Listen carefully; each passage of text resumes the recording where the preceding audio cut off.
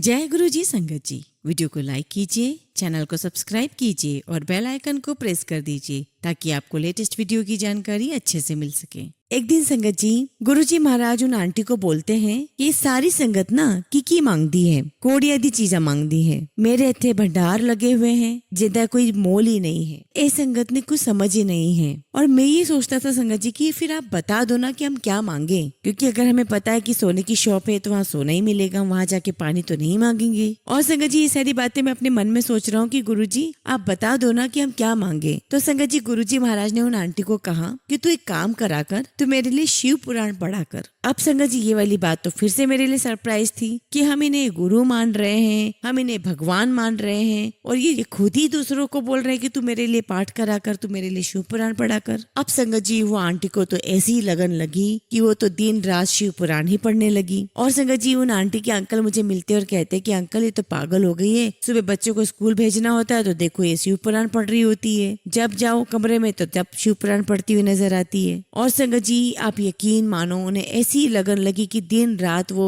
शिव पुराण पढ़ने लगी। आप शायद बिलीव करो या नहीं करो, लेकिन ये सत्संग है संगत जी। उन आंटी की कोहनी से अमृत आना, गेंदे के फूल आना और चावल के दाने आना शुरू हो गए। जय गुरु जी संगत जी। गुरु जी का अनंतम अनंतम शुक्राना, गुरु जी के श्री चरणों में कोटि कोटि प्रणाम और गुरु जी की प्यारी प्यारी संगत को जय गुरु जी। संगत जी आज का सत्संग बहुत सुंदर है, बहुत खास है। गुरु जी की प्यारी और पुरानी संगत का सत्संग है। और संगत जी मेरा यकीन मानिए ये सत्संग आपके दिल को जरूर छुएगा। वैसे तो गुरु जी महाराज के सभी सत्संग हमारे दिल को छूते ही हैं, लेकिन किसी किसी संगत की खास जर्नी होती है और वो जर्नी हमें वाकई में हमारी अंतर आत्मा तक को छू जाती है। आज का सत्संग कुछ ऐसा ही है। और संगत जी मेरी आपसे रिक्वेस्ट है कि इस सत्संग को आपको अंत तक सुनना है, पूरा सुनना है, गुरुजी महाराज का ध्यान करते हुए सुनना है और सत्संग को अधूरा बिल्कुल भी नहीं छोड़ना है। मेरा यकीन है कि आपको इस सत्संग के द्वारा अपने कई सारे सवालों के जवाब मिलेंगे, बहुत सारी चीजों का इशारा मिलेगा। संगत जी अगर आप भी अपना सत्संग शेयर करना चाहते हैं तो सुंदर लिखावट में हिंदी में ईमेल आईडी और व्हाट्सएप पर शेयर कर सकते हैं, और अगर आप चाहें तो ईमेल आईडी और व्हाट्सएप पे टाइप भी कर सकते हैं। तो चलिए संगत जी सत्संग शुरू करते हैं।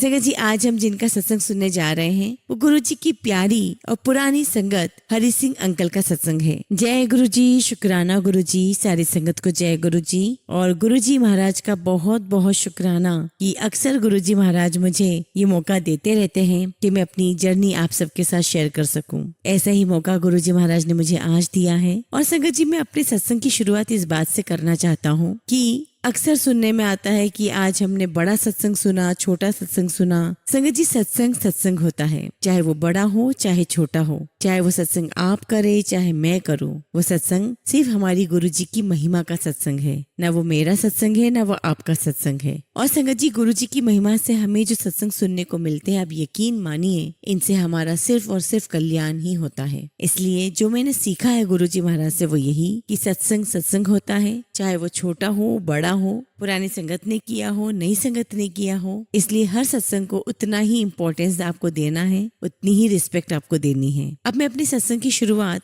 एक वाक्य से करना चाहूंगा, क्योंकि संगत जी आज लगभग 20-21 साल मुझे हो चुके हैं गुरुजी महाराज से जुड़े हुए। तो जैसे जैसे मुझे सत्संग याद आते जाएंगे मैं आपके साथ शेयर करता जाऊंगा। संगत जी मैं गुरुजी महाराज से 8 जून 2000 को मिला था, वो भी सड़क पर एम्पायर स्टेट के सामने। संगत जी मैं आपको यहाँ ये बताना चाहता हूँ कि मैं गुरुजी महाराज से पहले किसी एकादी संत को मिला होऊंगा और मैं इतना बिलीव नहीं करता था। अब संगत जी 5 जून को मेरी सिस्टर ऑलरेडी गुरुजी महाराज के दर्शन कर चुकी थी और 8 जून को मैं मॉर्निंग में मुंबई से आया था। तो जब मैं आया तो मेरी सिस्टर ने मुझे कहा कि हम 5 तारीख को एक ऐसे गुरुजी से मिले हैं और बहुत अच्छा लगा हमें वहाँ जाके। तो संगत जी मेरी सिस्टर ने बताया कि जैसे ही हमने मत्था टेका तो जो मेरे ब्रदर इन लॉ हैं मेजर करतार सिंह, उन्हें देखते ही गुरुजी महाराज ने कहा आ गया करतार 19 साल 4 महीना 6 दिन बाद। और संगत जी जैसे ही सिस्टर ने मुझे ये बात बोली, ये बात मुझे इतनी स्ट्राइकिंग लगी, आई वॉज वेरी शॉक्ड। और मैंने with in a fraction of second उससे पूछा कि क्या वाकई में गुरुजी ने ऐसे ही कहा था।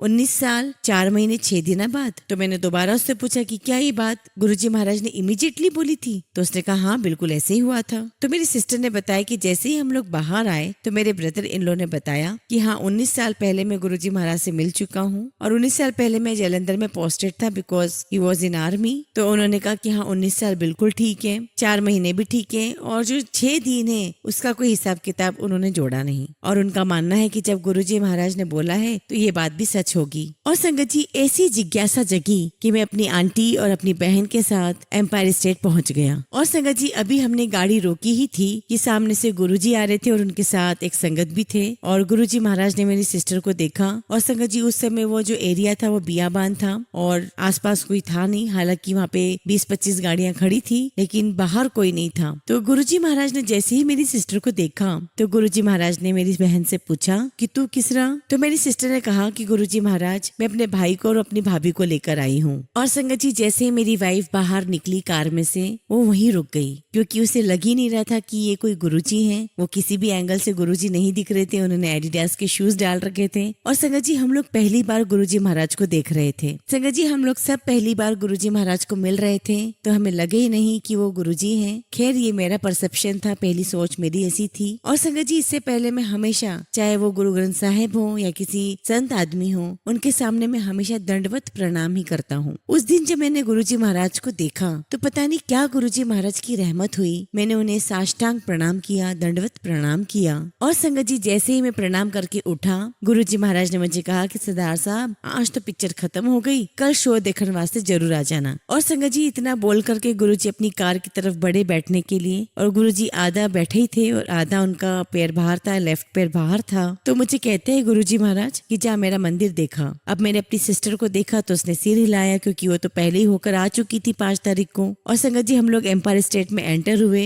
और जैसे एंटर हुए वहाँ पर 2 संगत अंकल और संगत आंटी सेवा दे रहे थे और उन्होंने हमें गाइड किया कि आप जो सिंहासन है गुरुजी महाराज का उसको प्रणाम करें। अब संगत जी इससे पहले मैंने जो प्रणाम किया था वो मैंने संत महात्मा या गुरु ग्रंथ साहिब को ही किया था। ऐसा मैं पहली बार कर रहा था कि मैं किसी के सिंहासन को प्रणाम कर रहा हूँ। और फिर उन्होंने हमें चाय प्रसाद दिया, हमने सेवन किया और फिर हम घर आ गए और अगले दिन से मैं वहाँ पर रेगुलर जाना शुरू कर दिया। तो संगत जी इस प्रकार से मेरी जर्नी स्टार्ट हुई गुरुजी महाराज के साथ। वैसे तो संगत जी गुरुजी महाराज के साथ हमारी जर्नी कितने जन्मों से स्टार्ट हो जाती है उसका मुझे कोई आइडिया नहीं है, लेकिन इस जन्म में संगत जी मैं गुरुजी महाराज से मिला 8 जून रात को 11:10 पर एग्जैक्टली। संगत जी गुरुजी के दरबार में हम लोग अक्सर सत्संग सुना करते थे और कभी कभी गुरुजी हमें जो सत्संग सुनाते थे वो एक ही जैसा होता था, लेकिन उसी सत्संग को सुनकर किसी आंटी की क्या प्रॉब्लम सॉल्व हो रही है, किसी की क्या सवालों के जवाब मिल रहे हैं और ये बहुत बड़ा सरप्राइजिंग था। और यही गुरुजी महाराज की महिमा थी कि जिसको जो चाहिए था उसको उसी प्रकार का वहाँ पर भाव आता था और उसको उसी प्रकार से वहाँ पे अपने सवालों के जवाब मिलते थे। संगत जी अब मैं आपको अपना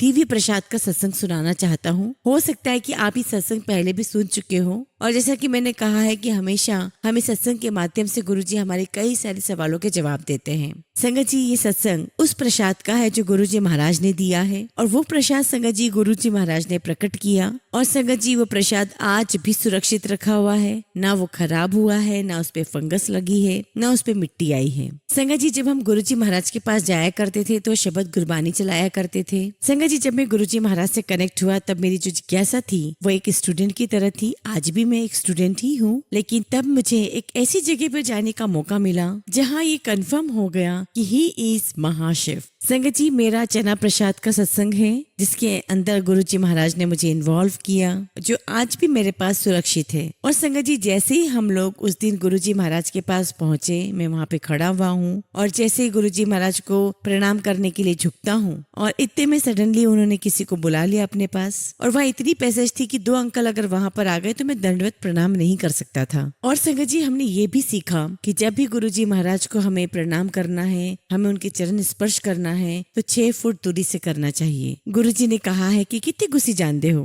कि गुरु को तो जो अमेरिका में बैठा है, जो पूरी दुनिया में कहीं भी बैठा हुआ है, उसका भी पता होता है, और तुम मेरे पास अंदर घुस करके कुछ ले नहीं लोगे। मालिक को दूर से देखा करो, दूर से मत्था टेका करो। तो संगत जी उस दिन जैसे मैं गुरुजी महाराज को मत्था टेकने के लिए झुका, 2 अंकल वहाँ आ गए थे और मैं मत्था नहीं टेक सका और मैं खड़ा हो गया, और लगभग कोई 1, 2 या 4 मिनट का समय बीता होगा। और संगत जी मैं आंख बंद करके खड़ा हुआ हूँ और सडनली एक आंटी ने मुझे टैप किया और मैंने आंखें खोली तो मुझे कहती है कि गुरुजी कुछ कह रहे हैं। तो मैंने कहा हाँ जी गुरुजी। अब संगत जी बीइंग ए सरदार, मैं तो दिल्ली में ही बॉर्न एंड ब्रॉट अप हूँ, पर गुरुजी महाराज की मुझे पंजाबी समझ में ही नहीं आई कि उन्होंने मुझे क्या बोला। तो गुरुजी महाराज ने कहा कि ले जा तो ले दे। अब मुझे समझ में नहीं आया तो मैंने पूछा हाँ जी गुरुजी। और संगत जी मुझे दोबारा पूछना पड़ा। अब संगत जी उन्हें दोबारा पूछना बहुत बड़ी बात होती थी। मैं अपनी लाइफ की बात बताता हूँ कि मैं खुद प्रिंसिपल को बंद करके आ गया था अपने स्कूल में 5.5 घंटे के लिए, लेकिन 100 प्रिंसिपल के बराबर थे गुरुजी। डर बिल्कुल भी नहीं था, डांटते नहीं थे, कुछ नहीं था, लेकिन उनका ऑरा इतना अच्छा था,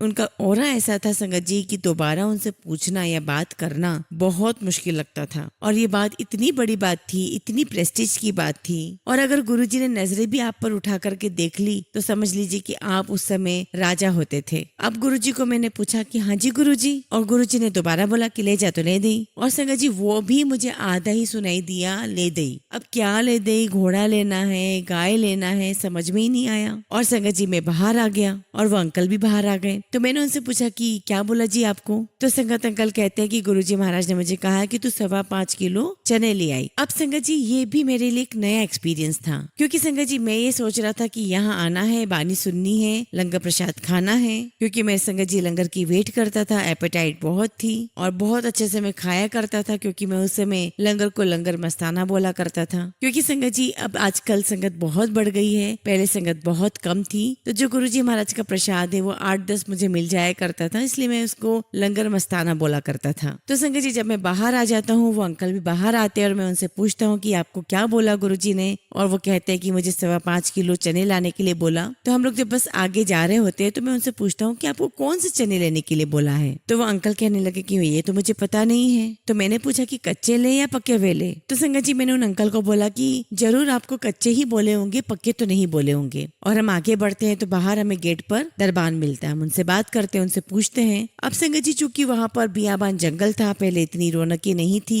पहले इतनी चहल पहल नहीं थी, तो उसने हमें बताया कि आधा किलोमीटर की दूरी पर आपको एक शॉप मिल सकती है और वहाँ आपको चने मिल सकते हैं। अब मैंने उन अंकल को बोला कि आइए मेरी गाड़ी में, मैं आपको लेके चलता हूँ। तो वो कहने लगे नहीं नहीं। अब वो जो अंकल थे वो डिप्टी कमिश्नर थे, उन्होंने अपने ड्राइवर को फोन किया आने के लिए। लेकिन संगत जी मुझे अब गुरुजी की बात समझ में आ गई थी, ले जा ते ले दे, यानी कि लेकर जाओ और लेकर दो, take him and get him. तो मैंने कहा कि नहीं, आपको तो मेरी ही गाड़ी में चलना पड़ेगा, क्योंकि गुरुजी महाराज ने कहा है कि ले जा तो ले दे, मतलब आपको मेरी गाड़ी में ही चलना पड़ेगा और मैं ही आपको दिलवाऊंगा। अब संगत जी ये कश्मकश चल ही रही थी कि करीब 200 कदम की दूरी पर हमें एक शॉप नजर आई। और संगत जी वो जो शॉप थी वो नई नई खुली थी और बाय चांस हमने भी उसे देखा। अब संगत जी हम लोग शॉप में गए और शॉप में संगत जी उनके यहाँ ग्रोसरीज भी थी और कॉस्मेटिक का सामान भी था। तो मैंने दुकानदार से पूछा कि आपके पास काले चने हैं? तो वो कहता कि नहीं जी, काले चने तो फिनिश हो गए। तो मैंने कहा कि भाई एक बार चेक तो कर लो। तो कहने लगा कि मैंने नई नई शॉप खोली है और दिन में भी एक कस्टमर आया था, वो भी खाली हाथ ही गया है। संगत जी हम राइट से एंटर हुए थे और जैसे हम लेफ्ट की तरफ मुड़ते हैं मुझे नीचे 2 पैकेट पड़े हुए दिखाई दिए। मैंने वो पैकेट उठाए और उनसे पूछा कि ये क्या है। तो वो कहने लगा कि ये तो काले चने हैं। तो मैंने बोला आप तो भी मना कर रहे थे। तो वो कहने लगा कि मुझे तो नहीं पता है कहाँ से आ गए, दिन में तो मेरा कस्टमर खाली चला गया था। और तब तक संगत जी मुझे समझ में आने लग गया था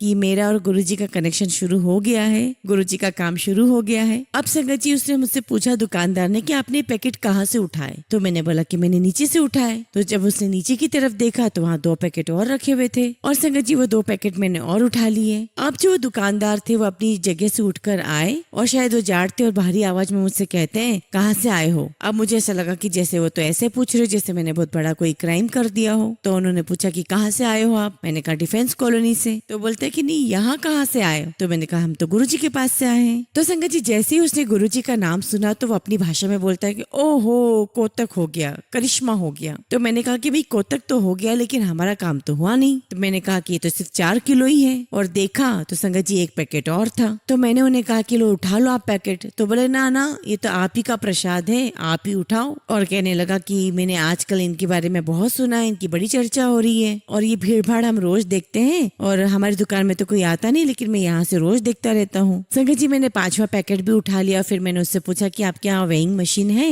तो कहने लगे कि मेरे पास वेइंग मशीन का कोई काम ही नहीं है। और अब वो मुझे कहने लगा कि मेरी दुकान में जितने भी पैकेट रखे हैं चावल को छोड़ के कोई भी पैकेट 1 किलो का नहीं है। तो मैंने कहा कि नहीं नहीं वो तो हमारे गुरुजी की कृपा हो ही गई है, ये 1-1 किलो के ही पैकेट है, लेकिन अगर वेइंग मशीन हो तो हमें पता चल जाए कि ये 5.25 किलो हुए हैं कि नहीं है। अब संगत जी वहाँ पर जो खाना था वो तकरीबन 1 या 1.25 फुट का था। और संगत जी जैसे ही मैंने उस खाने में हाथ डाला मुझे तो फिंगर टच हुई और जब मैंने हाथ बाहर निकाला तो मेरे हाथ में आधा किलो का पैकेट था चने का। और अब तो संगत जी हमारे शरीर में सिर हंसी दौड़ गई। अब संगत जी ये महिमा किसकी हो रही है? ये गुरुजी की महिमा हो रही है। प्रकट कौन कर रहे हैं? तो गुरुजी महाराज प्रकट कर रहे हैं। हाँ जरिया मैं हो सकता हूँ और जरिया होने का कारण भी ये होगा कि उसके पीछे भी कोई बात होगी, मेरा कोई कल्याण होगा। अब संगत जी मैंने वो जो आधा किलो का पैकेट था वो अंदाजे से मैंने आधा किया और 5 पैकेटों के साथ मैंने एनवेलप में रख लिया। अब जब पेमेंट करने का टाइम आया, अब जब पेमेंट देने की बात आई तो वही बात हो गई, ले जा तो ले दे। मैं बोलूँ कि मैं पेमेंट करूँ, वो अंकल बोले कि मैं पेमेंट करूँ। अब संगत जी पेमेंट करने की बात आई तो उन्होंने अपना पर्स निकाला तो मैंने बोला कि नहीं नहीं पेमेंट मैं ही करूंगा क्योंकि गुरुजी महाराज ने मुझे कहा है कि ले जा तो ले दे, तो मैंने लेके देना है। इसलिए उनके पॉकेट में से संगत जी वो डिप्टी कमिश्नर है, लाल बत्ती की गाड़ी है उनकी और जयपुर उन्होंने वापस जाना है और उनके पर्स में से सिर्फ 100 रुपए निकले। तो संगत जी फाइनली मैंने ही पे किया। अब संगत जी पेमेंट मैंने कर दिया लेकिन 250 ग्राम चने वहीं रह गए। पेमेंट मैंने 5.5 किलो की कर दी थी, 5.25 किलो चने वो अंकल ले गए और 250 ग्राम चने वहां रह गए। और जब मैं गुरुजी महाराज के पास गया तो ना कुछ हेलो ना कुछ, मुझे बोलते कि चल भेजा फिर, और ना मुझे बोला कि तेरा कल्याण कर दिया। पैसे मैंने दिए, गया मैं, आधा घंटा इन सब कामों में लग भी गया। अब संगत जी जब मैं घर आया तो मैं नॉर्मली सिर्फ 1.5-2 घंटे ही सोता हूँ, मैं वो 1.5-2 घंटे भी नहीं सोया। और संगत जी जैसे ही मैं अगले दिन दरबार में गया, गाड़ी से उतरा, मैंने सोचा कि गुरुजी को मत्था बाद में टेक लेंगे, सबसे पहले मैं दुकान पर गया कि मैं वो 250 ग्राम जो चने मेरे रह गए थे वो ले लेता हूँ। अब जैसे सीढ़ियाँ चढ़ा और दुकान में गया तो वहाँ पे वो अंकल थे ही नहीं, कोई दूसरे अंकल। मैंने बोला वाह हो गया अपना काम। और संगत जी जैसे फिर शॉप में मैं गया, उनसे मिला और मैंने बोला कि भाई कल हम ऐसे ऐसे आए थे। तो वो मुझसे पूछते कि क्या लेने आए थे? तो मैंने कहा कि हम चने लेने आए थे। तो वो बोले ओहो, ऐसे करते करते वो बाहर आए। सबसे पहले तो वो हमारे मत्था टेकने लग गए, तो कहने लगे कि अरे कल तो हमारे यहाँ करिश्मा हो गया। तो मैंने बोला हाँ हाँ ठीक है, करिश्मा तो हो गया, वो तो गुरुजी महाराज की मेहर है। मेरे वो चने कहाँ है? मैं वो चने लेने आया हूँ, आप मुझे वो चने दे दीजिए। तो जैसे मैंने चने मांगे तो बोलते बिल्कुल बिल्कुल मैं आपको दे देता हूँ। और जैसे कि पता है संगत जी आपको हर दुकान में एक छोटा सा मंदिर होता है, उनकी दुकान में भी एक छोटा सा मंदिर था। तो संगत जी मंदिर में उसने वो 250 ग्राम चने रखे थे और कहता है कि ये तो प्रसाद है, दिव्य प्रसाद है। और उन्होंने मुझे वो चने दे दिए। मैंने बोला बहुत बहुत शुक्रिया आपका। और मैंने सोच लिया कि मैं तो घर जाके बना करके खाऊंगा इसको। और मैंने वो चने गाड़ी में रखे और मैं फिर गुरुजी के पास आया। लेकिन संगत जी जब मैं गुरुजी के दरबार में आया तब भी कोई इस बारे में कोई बातचीत नहीं, कोई चर्चा नहीं। और संगत जी उस समय थोड़ी सी संगत थी। और संगत जी शाम तक घर जाते जाते ये बात पूरी संगत में फैल गई कि भैया प्रसाद प्रकट हुआ है और हैरी जी के पास 250 ग्राम चने हैं। अब संगत जी ये तो मेरे लिए बड़ी छोटी सी बात थी। क्या हुआ, हो गए चने होने थे हो गए, क्योंकि संगत जी मैं नया नया था इसलिए मेरे लिए बहुत बड़ी बात नहीं थी, बड़ी छोटी सी बात थी। Even though I am married, मुझे ये पता ही नहीं था कि यूट्रस क्या होता है। लेकिन मेरे सामने मैंने देखा एक महिला है जिसका यूट्रस नहीं है। गुरुजी ने बोला कि जा कल्याण कर दिया। 9 महीने बाद जब वो आती है तो उसके हाथ में बेबी होता है। तो ये सब कुछ होते हुए मैंने देखा। तो संगत जी ये बातें इतनी सारी हो रही है तो हमें वो चने वाली बात तो बड़ी नॉर्मल लगी, बहुत छोटी सी लगी। अब संगत जी वो जो चने थे तो जो गुरुजी अपने चरण डाला करते थे पैरों में, उनके पास जाकर के मैंने रख दिए। अब वो आंटी ने चने मांगे मुझसे, 4-5 संगत और थी, मेरा परिवार भी था। मैं अंदर गया, कटोरा लाया और मुट्ठी भरी और मैंने दे दिए चने। और संगत जी जैसे मैं चने देने लगा आंटी ने अपनी चुन्नी फैलाई तो मैंने बोला कि नहीं नहीं आंटी आप हाथ में लो, ऐसे तो आपको गुरुजी महाराज देंगे, तो गुरुजी महाराज आपको झोली में देंगे, आप मुझसे तो प्रसाद जो है अपने हाथ में ले लो। अब मैंने उनको दे दिए। अब मैं अंदर जाता हूँ संगत जी, तो देखिए शायद यहाँ पे गुरुजी को कोई अपना एक नया सत्संग करना था। और जब मैं अंदर गया तो मुझे ऐसा लगा कि गुरुजी महाराज ने बोला कि जा ऐसा बोल दे कि 137 दाने हैं। मैं बाहर गया, मैंने आंटी को बोला कि आंटी 137 दाने हैं। आप बिलीव नहीं करोगे संगत जी, हम लोग सब बैठे हुए हैं,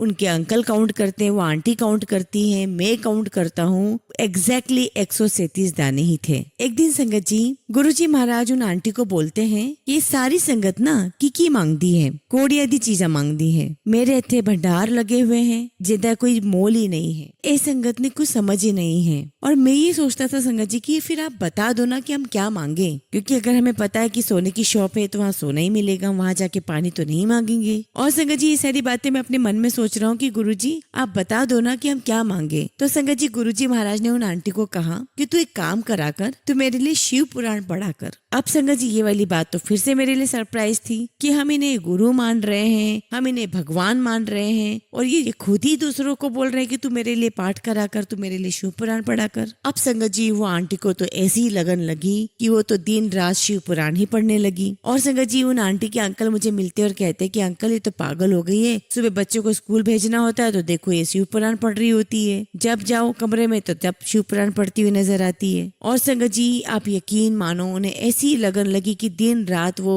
शिव पुराण पढ़ने लगी। आप शायद बिलीव करो या नहीं करो, लेकिन ये सत्संग है संगत जी, उन आंटी की कोहनी से अमृत आना, गेंदे के फूल आना और चावल के दाने आना शुरू हो गए। अब संगत जी उनका कोई काम था जिसकी सेल 10, 20, 50, 40 थी, और जब संगत जी वो सेल 137 हो गई तब उन्होंने वो काम करना बंद कर दिया। अब संगत जी 137 चने जो उन्हें मिले थे वो तो वो ले गए। अब देखिए संगत जी इसकी महिमा क्या है। एक दिन वो आंटी जलंधर मंदिर गई और गुरुजी ने उन आंटी से कहा कि चल आंटी अपना सत्संग कर। और संगत जी जैसे आंटी ने अपना सत्संग नरेट करा मुझे थोड़ा सा शक हुआ। अब चूंकि संगत जी ये मेरे मन की अवस्था है, मैं आप सबके साथ बिल्कुल सच्चाई के साथ बताऊंगा। मेरे मन में आया कि जरूर ये आंटी और गुरुजी मिले हुए हैं, और मैं सोचने लगा कि ऐसे कैसे कि इसकी कोहनी से अमृत आ रहा है, गेंदे के फूल आ रहे हैं, चावल के दाने आ रहे हैं, ये तो मैंने कभी किसी बाबाओं के बारे में सुना था जो ऐसा करते थे। तो संगत जी मुझे इस बात पर शक हो गया। हालांकि संगत जी गुरुजी महाराज की रहमतें मेरे ऊपर बहुत हो गई थी, बहुत कृपा हो गई थी, लेकिन फिर भी मुझे इस चीज पर शक हुआ, मुझे समझ में नहीं आया। अब वैसे भी मेरी उन अंकल आंटी के साथ बोलचाल तो थी, आना जाना तो था ही। अब मैं संगत जी मैं चुपचाप उन आंटी के घर पे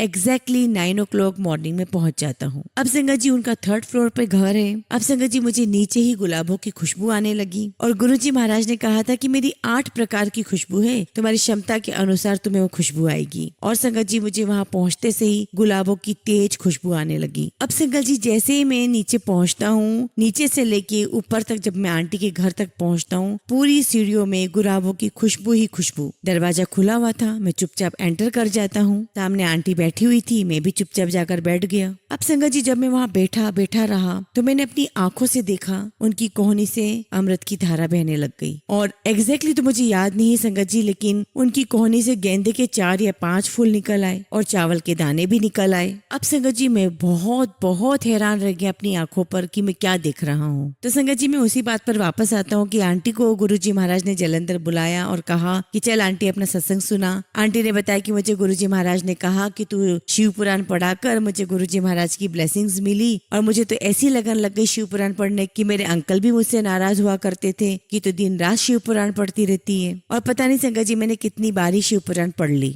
और संगत जी जैसे ही आंटी अपना सत्संग सुना करके बैठने लगी, गुरुजी महाराज ने कहा आंटी वो अपने चने वाला सत्संग भी सुना, क्योंकि संगत जी आपको याद होगा कि उन्हें 137 दाने मिले थे। तो आंटी ने वो सत्संग भी सुना दिया। अब संगत जी उन्होंने अपना सत्संग सुना दिया, दरबार से उन्हें आज्ञा मिली, बाय बाय हो गई, वो घर आ गए। 1:10 पर रात के उन्होंने मुझे कॉल किया, बोलती है हैरी अंकल आज तो कमाल हो गया। मैंने बोला क्या कमाल हुआ? तो कहती कि अंकल गुरुजी महाराज ने मुझे बोला कि सत्संग सुना, और मैंने सत्संग सुनाया। तो मैंने कहा कि अरे पहले भी तो आपने कई बार सत्संग सुनाया है, उसमें कौन सी बड़ी बात है? तो कहती है कि नहीं आज तो गुरुजी महाराज ने मुझे स्पेशली बुलाया और फिर सत्संग सुनाने के लिए कहा। और संगत जी किसी संगत के लिए बहुत बड़ी बात है कि गुरुजी महाराज ने उसे जलंधर मंदिर में सत्संग सुनाने के लिए बुलवाया। तो संगत जी मैंने मैंने इससे ये शिक्षा ली कि सत्संग का कितना महत्व है। संगत जी, हम लोग सभी गुरुजी महाराज से सत्संग के माध्यम से ही जुड़े हैं। तो वह आंटी ने मुझे बोला कि मुझे गुरुजी ने आपका सत्संग सुनाने के लिए बोला, और ये सुनकर संगत जी मेरा माथा ठनक गया। मैंने कहा कि तुम्हारे से सत्संग सुना,